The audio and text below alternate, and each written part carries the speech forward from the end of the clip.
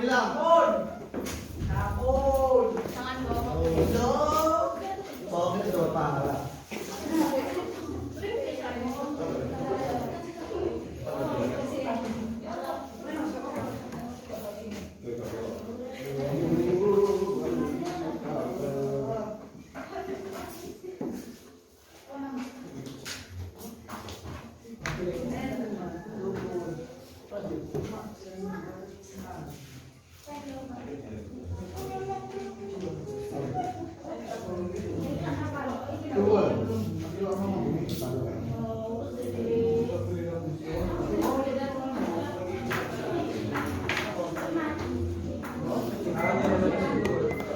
Sekarang kita membahas tentang ruang lingkup perusahaan dagang. Ada yang tahu perusahaan dagang itu apa? Perusahaan kaitan utamanya membeli barang dan menjualnya kembali ke negara. Iya, pinter. Saya lebih lirik. Agen. Iya, itu lebih simpel Lebih agen, singkat. tapi harus diperpanjang. Ayo diulangi, Mas. Kegiatan ekonomi yang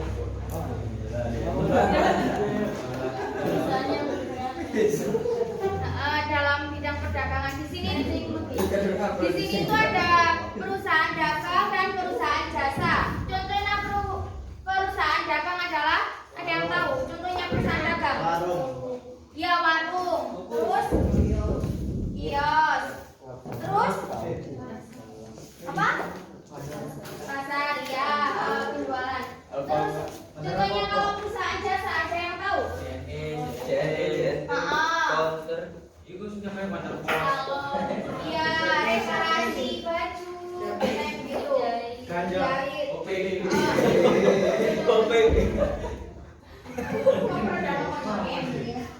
secara umum perusahaan dagang adalah suatu bentuk perusahaan yang bergerak di bidang perdagangan barang, di mana aktivitas utamanya adalah membeli, menyimpan dan menjual kembali barang-barang dagang untuk mencari keuntungan tanpa memberikan nilai tambah pada barang-barang tersebut. Dengan kata lain, perusahaan dagang, trading company, membeli suatu barang dengan tujuan untuk dijual kembali dengan harga yang lebih tinggi tanpa perlu memberi nilai tambahan barang tersebut. Memberikan nilai tambahan adalah mengolah atau mengubah bentuk dan sifat barang sehingga nilai jualnya lebih tinggi. Contohnya, kalau menjual barang yang tidak boleh diberi tambahan, lanjut.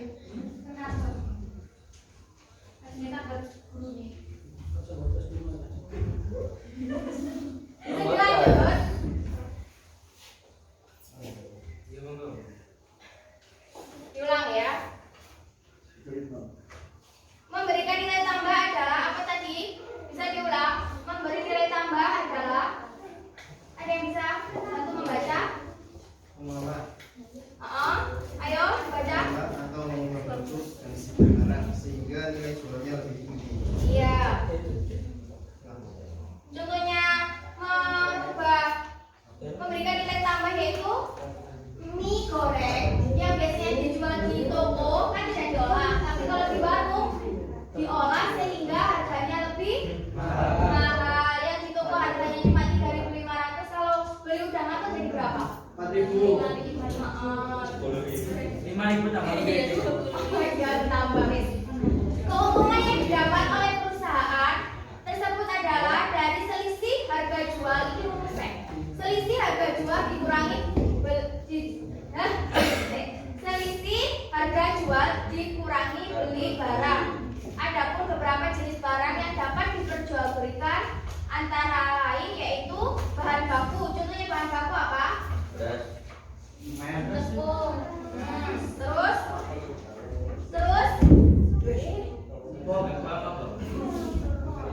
Terus yang B, barang setengah jadi. Apa barang setengah jadi? Baik. Terus barang jadi contohnya baju, kerudung. Terus barang komoditas dan barang hasil industri. Yang dua yaitu ciri-ciri perusahaan dagang. Bisa dibacakan? Tolong dibantu.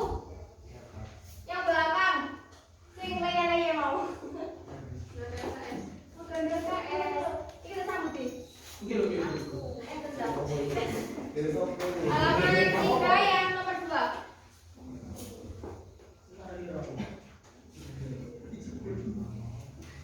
Dua ciri-ciri perusahaan dagang. Ciri-ciri dari perusahaan dagang adalah sebagai berikut. Produk yang diperdagangkan pada perusahaan adalah barang yang berupa nilai yang berdasarkan dengan indra, misalnya tekstil, beras, air dan sebagainya. Bentuk dan sifat kegiatan utama perusahaan dagang yaitu melakukan pembelian dan penjualan barang dagang tanpa terdapat perubahan atau penambahan bentuk dan sifatnya.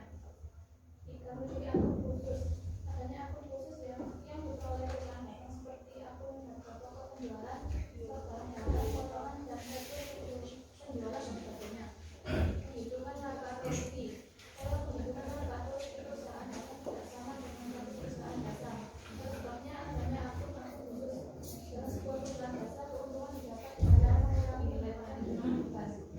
Nah, terima kasih. Ya, jadi di sini ciri-ciri perusahaan dagang itu ada berapa? Ada empat. Yang pertama yaitu jenis produk, 2 bentuk dan sifat, 3 memiliki akun khusus, dan 4 menghitung laba atau rugi. Di sini yang agak sedikit membingungkan yaitu yang nomor 3, memiliki akun khusus. Adanya akun khusus yang diperoleh perusahaan dagang seperti akun harga pokok penjualan, stok barang dagang, potongan dan hasil penjualan. Nah, di sini itu biasanya lebih rincinya itu di akuntansi ya. Itu ada kolomnya yaitu ada akunnya itu jenisnya itu 3, 1, 2, itu jenis barangnya apa, terus returnnya berapa gitu. Tapi mungkin belum pernah di sini ya seperti itu. Mungkin nanti sampai hanya dijelaskan mengenai buku besar nanti. Buku besar itu hanya memindahkan barang yang dijual menjadi barang sudah pernah membuat tabel. Ya itu buku besarnya. Tapi belum dikasih tahu contoh nomor akunnya. Yang kayak 310. Nah, itu yang dimaksud nomor akun, memiliki nomor akun khusus. Nomor akun ya, itu banyak banget jenis-jenisnya.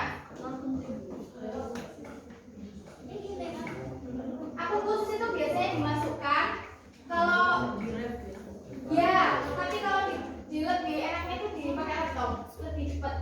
Jadi bisa otomatis akunnya itu di aplikasi akuntansi. Hah? Daftarnya? Enggak, daftar sih download biasanya di laptop. Ada aplikasi Neom sama ada aplikasi Excel juga. Gitu. Yang nomor 3, jenis perusahaan dagang. Yang pertama, berdasarkan barang yang dijual, yaitu perusahaan juga digolongkan dengan jenis barang yang dijual yaitu sebagai berikut. Barang produksi atau mentah. Produksi dagang yang menjual barang produksi atau mentah biasanya menjadi distributor untuk distribusi tertentu, di mana barang tersebut menjadi bahan baku yang akan berubah menjadi barang jadi atau berupa peralatan penunjang industri, misalnya serbuk kayu, mesin pencacah, mesin pengaduk dan lainnya. Yang kedua, barang jadi. Barang jadi merupakan barang yang dapat digunakan langsung oleh konsumen tanpa perlu melalui pengolahan oleh perusahaan. Contohnya, barang jadi adalah kursi, elektronik, pakaian dan sebagainya. Yang B, berdasarkan jenis konsumen. Yang pertama yaitu perusahaan wholesaler adalah perusahaan yang membeli produk langsung dari pabrik dalam kuantitas besar. Jadi dalam bentuk besar. Ya biasanya grosir itu loh. Jadi dia langsung beli ke pabrik, terus di stok di gudangnya, biasanya punya gudang. Setelah itu dia menjualnya itu ecer biasanya ke ruko-ruko. Jadi dia punya sales menjualnya seperti itu. Jadi harganya lebih murah.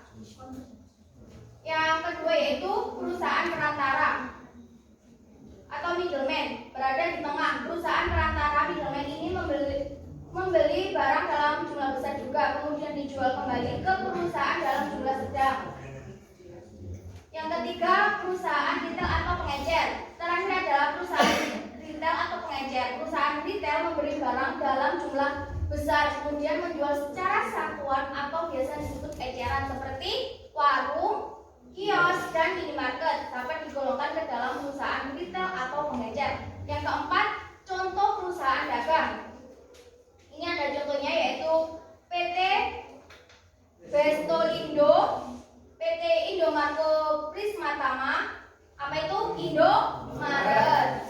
Yang ketiga, PT Matahari Putra Prima Tbk di Permat. Ada nggak yang ini? Ada di Surabaya. PT Hero Supermarket Tbk yaitu Hero Supermarket juga nggak ada di sini. Yang kelima itu proses inti perusahaan dagang. Yang pertama, pembelian. Mencakup pembelian peralatan dan perlengkapan perusahaan, pembelian barang dagang dan pembelian barang lainnya untuk kegiatan usaha. Yang B, pengeluaran biaya, yaitu kegiatan perusahaan dalam mengeluarkan sejumlah biaya untuk membeli barang, membayar pajak dan menunjang operasional perusahaan. Dan yang C, penjualan, yaitu kegiatan perusahaan menjual barang dagang untuk memperoleh pendapatan atau keuntungan. Dan D, penerimaan keuntungan, yaitu penerimaan keuntungan hasil penjualan barang. Penerimaan keuntungan dan penjualan barang biasanya disertai dengan penerimaan yang diperoleh dari pelunasan dari pihak lain. Jadi di setiap perusahaan itu pasti ada yang pertama itu modal, terus dapat income atau ya pemasukan. Biasanya itu ada yang aku mau titip saham, biasanya itu. Terus ada lagi juga yang biasanya pinjam ke bank gitu untuk menambah modalnya. Jadi dia itu mempunyai hutang dan juga ada pajaknya. Setiap perusahaan pasti mempunyai pajak. Dan yang keenam yaitu transaksi dalam perusahaan dagang. Yang pertama, transaksi pembelian. Terdapat dua sistem untuk akuntansi transaksi dagang, yaitu perpetual dan periodik. Sistem perpetual yaitu sistem persediaan perpetual atau perpetual inventory system. Setiap pembelian dan penjualan barang dicatat dalam akun persediaan dan buku besar yang berkaitan. Seperti tadi yang saya jelaskan itu ya. Jadi jumlah barang tersedia untuk dijual dan jumlah yang terjual dilaporkan dalam catatan persediaan secara tertulis terus-menerus perpetual. Kebanyakan perusahaan dagang menggunakan sistem persediaan perpetual terkomputerisasi. Sistem tersebut biasanya menggunakan barcode atau radio frequency identification codes atau kode RIFID yang melekat pada produk. Oleh karena itu, persediaan perpetual terkomputerisasi digunakan secara luas. Dan yang kedua yaitu sistem periodik. Pada sistem persediaan periodic inventory system, catatan persediaan tidak menunjukkan jumlah yang tersedia untuk dijual atau jumlah yang terjual selama periode tertentu. Sebagai gantinya, sebuah daftar persediaan yang tersedia yang disebut persediaan physical inventory disiapkan pada akhir periode akuntansi. Yang selanjutnya yaitu transaksi pembelian dipengaruhi oleh hal berikut. Yang pertama, beban angkut pembelian, potongan tunai pembelian, dan retur pembelian dan pengurangan harga. Retur pembelian itu apa sih? Ada yang tahu? Ya, pengembalian barang. Biasanya ada yang cacat atau rusak. Yang B, transaksi penjualan. Transaksi penjualan hanya meliputi penjualan barang dagangan. Transaksi penjualan ini dipengaruhi oleh 1. Potongan tunai penjualan, 2. Retur penjualan dan pengurangan harga. Jadi ini mempengaruhi masalahnya yang keduanya ini. Yang C, penerimaan kas. Perusahaan akan menerima sejumlah kas pada saat pelanggan membayar utang kepada perusahaan dan menjual barang dagangan atau barang lainnya secara tunai. Perusahaan juga akan menerima kas dari kegiatan lain di luar usaha pokok perusahaan, misalnya menerima kas dari pendapatan bunga. Dan D, pengeluaran kas. Jika waktu pembayaran sudah jatuh tempo, perusahaan harus mengeluarkan sejumlah kas untuk melunasi hutang tersebut. Setelah itu, perusahaan juga akan mengeluarkan sejumlah kas untuk membeli barang dagangan dan membeli barang atau jasa secara tunai. Yang ketujuh yaitu sistem pembayaran dalam perdagangan.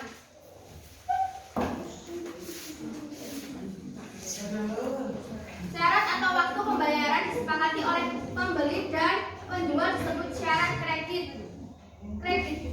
Terms. Jika pembayaran dilakukan saat pengiriman, syaratnya yaitu tunai atau tunai bersih. Sebaliknya, jika pembeli yang diperbolehkan mendapat kelonggaran waktu untuk membayar dikenal sebagai periode kredit. Periode tersebut biasanya dimulai dengan tanggal penjualan yang ada di faktur. Jika pembayaran jatuh tempo, syaratnya ditulis dengan sebagai EOM, end of month. Ada juga diskon pembelian, yaitu diskon yang diambil pembeli atas pembayaran lebih awal. Diskon ini akan mengurangi harga pokok pembelian. Setiap hari perusahaan melakukan banyak sekali transaksi jual beli dalam jumlah besar, bahkan mungkin jutaan atau miliaran rupiah. Hal tersebut menjadi kurang praktis bila perusahaan harus melakukan transaksi jual beli secara tunai, dan akan lebih baik bila perusahaan tersebut melakukan transaksi secara kredit. Pada bidang perdagangan harus mengenal syarat-syarat pembayaran secara kredit, yaitu sebagai berikut. A.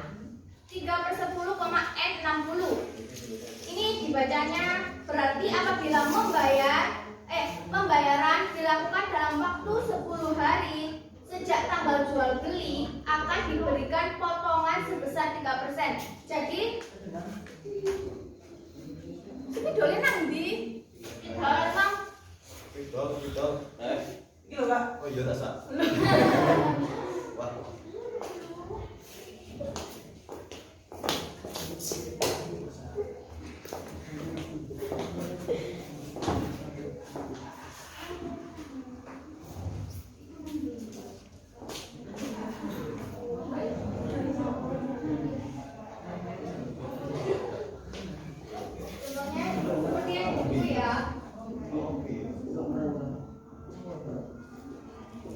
Jadi ini 10 ini tanggal dia mengambil kreditnya, dan 3 ini bonusnya. Yang 10 tadi apa? Tanggalnya, yang 3 bonusnya, ya. Berarti apabila pembayaran dilakukan dalam waktu 10 hari sejak tanggal jual beli, akan diberikan potongan sebesar 3%.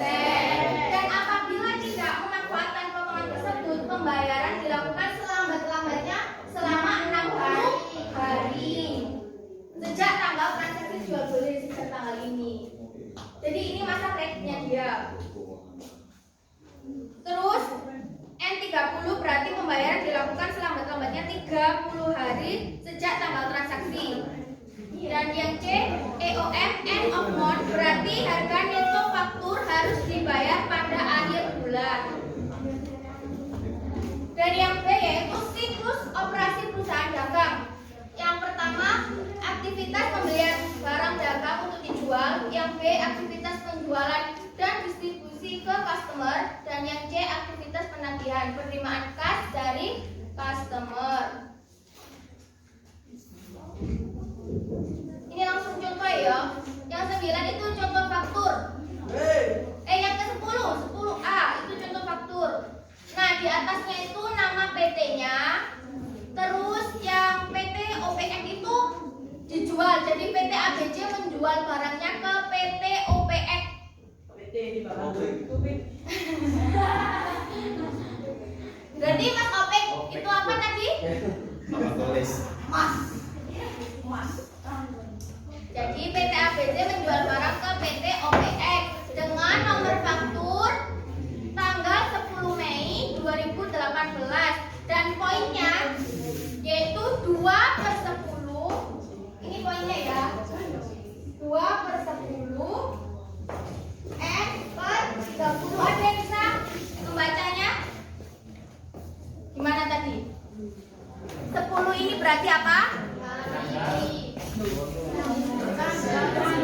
Ya, 10 hari sejak itunya. Yang 2 ini apa? Ya. Selang waktunya berapa? 30 hari. Ya. Terus kuantitas, keterangan, harga satuan, jumlah. Sudah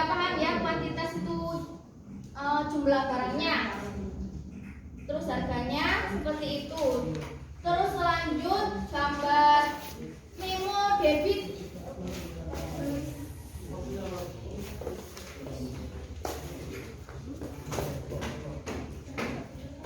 Memo ini digunakan memo yang dikirim oleh pembeli terhadap penjual atas ajuan untuk pengembalian barang yang rusak, tidak sesuai pesanan atau harga barang yang tidak sesuai dengan perjanjian. Memo seperti itu disebut sebagai memo debit. Dengan mengirim memo tersebut, pembeli akan mendebit akun utang dagangannya. Bisa dibayangkan? Susah ini praktek ya. Contoh di tanggal 12 Mei PT XYZ mengembalikan 10 kuintal beras kepada PT IRS sebab beras yang diterima rusak. Harga beli 1 kuintal beras yaitu berapa? 500.000. Berikut pembuatan memo debitnya. Di atas itu kopnya ditulis memo debit. Terus nomor berapa memonya? Ini karena mungkin awal bulan, jadi memonya nomor 1. Terus kepada PT ABC ditulis keterangannya telah mendebit akun PT IRS sejumlah barangnya tadi berapa, untuk tujuannya untuk apa? Pengembalian 10 kuintal beras. Itu. Ini contohnya memo kredit di bawahnya. Nomor 001 nomor apa, Kak? Itu biasanya nomor referensi pertama kreditnya keluar di perusahaan. Biasanya itu gini, setiap perusahaan kan ini kan awal dilihat tanggalnya ini loh. Tanggalnya ini kan 13 Mei. Biasanya itu masih awal bulan, jadi mungkin dia masih pertama kali ngeluarin memo di bulan itu. Jadi kalau memonya keluar lagi tanggal 20 berarti ditulis 0002. Berarti setiap bulan selalu ganti awal sampai Iya, memo itu selalu itu awal bulan sampai akhir bulan. Dan terus pembukaan bulan lagi itu dimulai dari satu lagi sampai seterusnya gitu. Yang B itu bukti kas masuk.